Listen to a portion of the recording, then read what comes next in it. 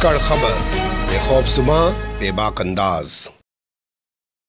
धाकड़ खबर के न्यूज़रूम से मैं आपके साथ हूं अकरम रईस खान। जो लोग कैराना और मुजफ्फरनगर में गर्मी दिखा रहे हैं, 10 मार्च के बाद 24 घंटे के भीतर उनकी गर्मी को निकाल दिया जाएगा, क्योंकि मैं वो हूं जो मई और जून की गर्मी में भी शिमला की ठंडक का एहसास दिला देता हूं या शिमला जैसी ठंडक पैदा कर देता हूं। यह बयान उत्तर प्रदेश के मुख्यमंत्री आदित्यनाथ योगी ने दिया है। उनके इस बयान को भोंपू मीडिया और उसके दलाल चाटुकार बल्कि दंगाई और ईमानदार पत्रकार कुछ इस तरीके से पेश कर रहे हैं कि उन्होंने अखिलेश यादव को और जयंत चौधरी को खुली चुनौती दे दी। हालांकि कुछ लोग ये भी बताने की कोशिश कर रहे हैं कि अखिलेश यादव और जयंत चौधरी के प्रत्याशियों को आदित्यनाथ योगी ने यह चुनौती दी है। आप जानते हैं कैराना से नाहिद हसन चुनाव लड़ रहे हैं और मुजफ्फरनगर में जो तमाम प्रत्याशी हैं महागठबंधन के, वो भी भाजपा के नेताओं की प्रत्याशियों की नींद उड़ाए हुए हैं। ये मीडिया बताने की कोशिश कर रहा है। कुछ लोग ये भी कह रहे हैं कि असल में आदित्यनाथ योगी ने बदमाशों को अल्टीमेटम दे दिया,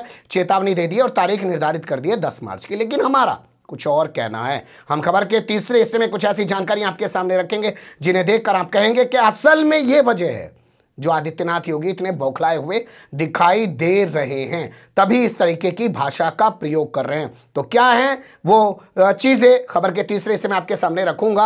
आप लोग समझ गए होंगे। पूरी खबर 3 हिस्से में आपके सामने रखने जा रहा हूं। शुरुआत करते हैं खबर के पहले हिस्से के साथ।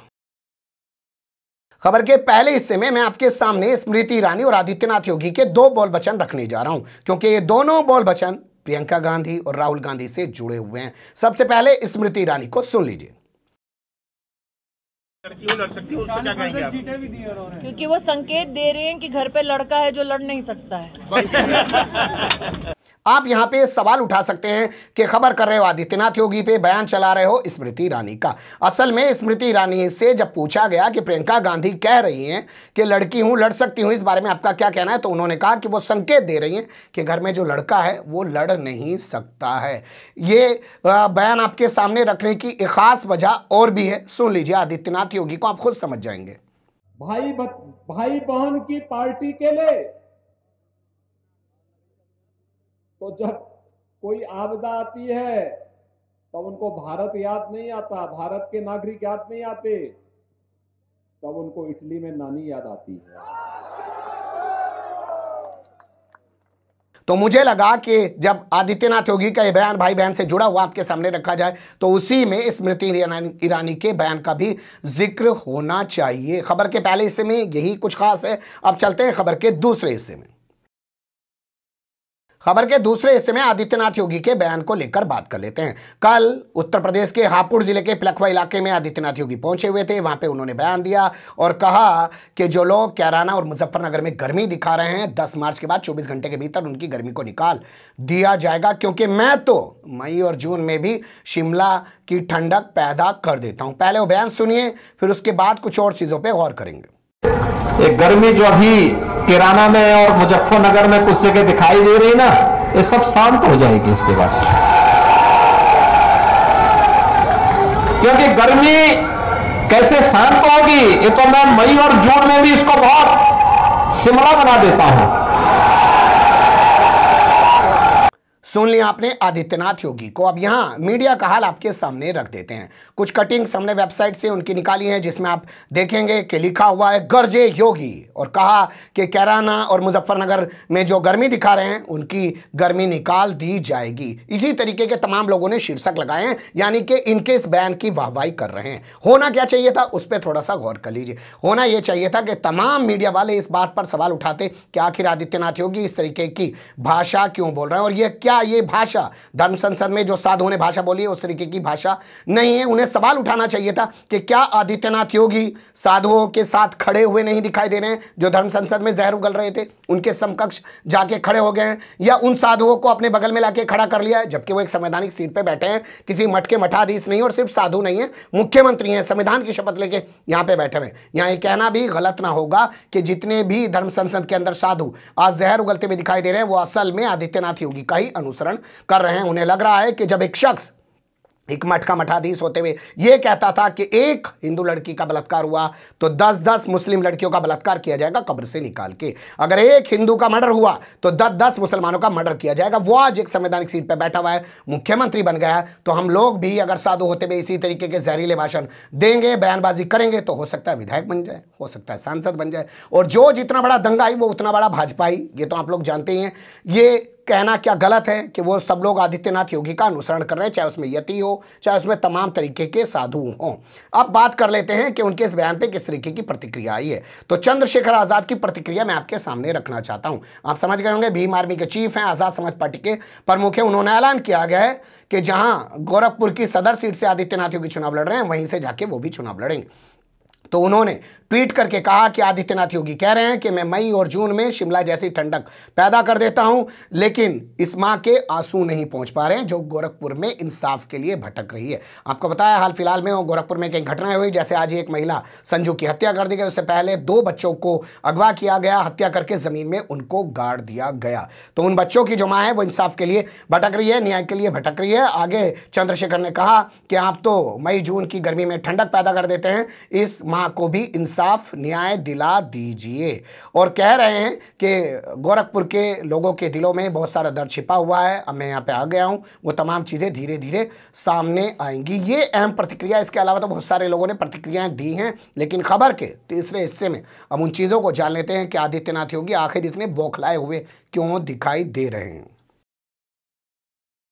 ये खबर आपके सामने रख रहा हूं जो मेरठ से आ रही है। यहां ब्राह्मण समाज के लोग इकट्ठे हुए, भागवत गीता के सामने अग्नि को साक्षी मान के इन्होंने कसम ली और शपथ उठाई और कहा कि ये डॉक्टर संजीव बालियान को सबक सिखा के दम लेंगे। बता दें आपको, डॉक्टर संजीव बालियान मुजफ्फरनगर से सांसद हैं और वर्तमान समय में मोदी सरकार में मंत्री हैं और बड़े जाट नेता के तौर पर उनकी एक पहचान है। उनका एक वीडियो वायरल हो रहा है जिसमें उन्होंने ब्राह्मणों को लेकर अपशब्द बोले हैं। तो इन्होंने कहा कि हमारे खिलाफ अपशब्द बोलने वाले को हम सबक सिखा के रहेंगे। इस तस्वीर को पलट के देखिए, अब ब्राह्मण भी भाजपा के खिलाफ खड़े हो गए। जाट पहले से ही भाजपा के खिलाफ नाराज हैं और मुजफ्फरनगर और कैराना कहां आता है? जाटलैंड में आता है, जिसे हम कह सकते हैं पश्चिम उत्तर प्रदेश। 2013 में दंगे हुए, भाजपा ने 2014 में शानदार फसल काटी, 2017 में भी काटी, 2019 में भी काटी और कैराना के प्लान को भी भाजपा ने मुद्दा बनाया 2017 के बाद से।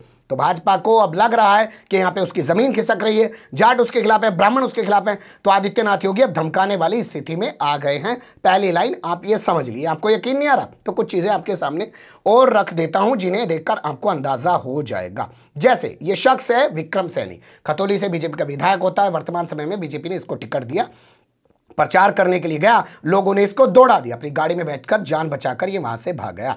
यहीं मुजफ्फरनगर की एक और सीट है पुरकाजी, वहां से बीजेपी ने जो अपना प्रत्याशी है उसको बनाया है प्रमोद ऊंटवाल को, उसका भी जबरदस्त विरोध हुआ। शामली जिला है, इसकी सदर सीट है, वहां से तेजेंद्र निर्वाल को भारतीय जनता पार्टी ने प्रत्याशी बनाया है, उसको भी लोगों ने दौड़ा दिया, उसके सामने उसके मुर्दाबाद के नारे लगाए।